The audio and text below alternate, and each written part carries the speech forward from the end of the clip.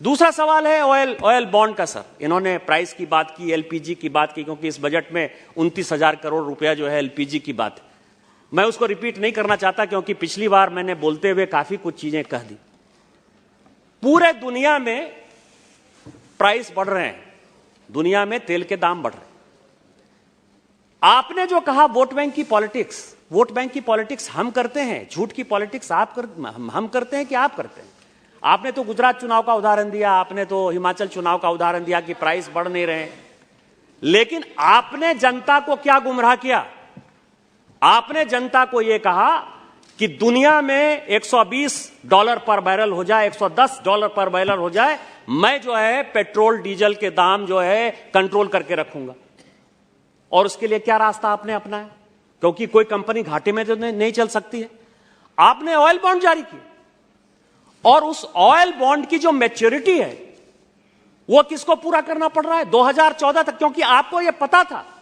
आपने इस देश में ऐसी ऐसी चीजें लागू की, कांग्रेस को यह पता था कि उसने इतना करप्शन कर लिया है, जनता में उसकी इमेज इतनी खराब है कि दोबारा उसको वापस नहीं आना है। और इसीलिए ये चीजें माननीय प्रधानमंत्री जी के माथे पर और जो वित्त मंत्री है, वित्त मंत्रालय के माथे पर थोपने के लिए आपने ऑयल बॉन्ड जारी किया। आज ऑयल बॉन्ड को रिटर्न करने के लिए पैसा देना पड़ता है।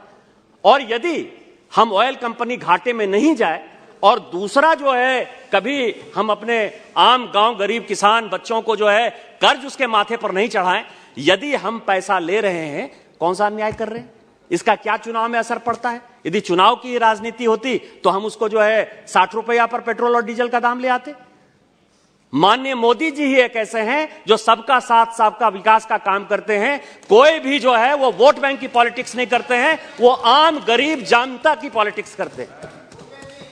तीसरा सवाल यह है सर, हेल्थ पर इन्होंने कहा, हेल्थ पर है ही।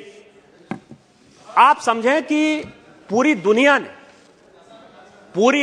ने कोरोना में जो भारत सरकार ने किया, माननीय मोदी जी ने किया, पूरे देश को एकत्रित किया, 130 करोड़ लोगों की यदि जान बची। आप हेल्थ सेक्टर में कहते हैं कि डाउन हो गया। मैं तो कोरोना के बाद संजोग ऐसा हुआ सभापति महोदय कि मुझे दुनिया के लगभग 50 देशों को घूमने का मौका मिला। मैंने अमेरिका भी देखा, मैंने यूके भी देखा, मैंने यूरोप भी देखा। जितने विकसित राष्ट्र थे, और आज जो चाइना अपने आप को बहुत बड़ा कर रहा है, आज भी चाइना में पूरा लॉकडाउन लगा हुआ है। कम्युनिस्ट शासन में जहां की सरकार के खिलाफ बोलना एक मुसीबत है, जहां अपने जान में जोखिम उठाकर आप सरकार का खिलाफ कर सकते हैं, वहां कोरोना ने यह हालत कर दिया कि आज वहां गांव से लेकर शहर तक, हॉस्टल से लेकर खेती किसानी तक सारे लोग आंदोलन कर रहे हैं। पूरा लॉकडाउन लगा हुआ है। पूरा न्यूयॉर्क शहर यदि आप जाइए तो पूरा का पूरा सेल पर है। वो सारी दुकानें बंद हो चुकी हैं।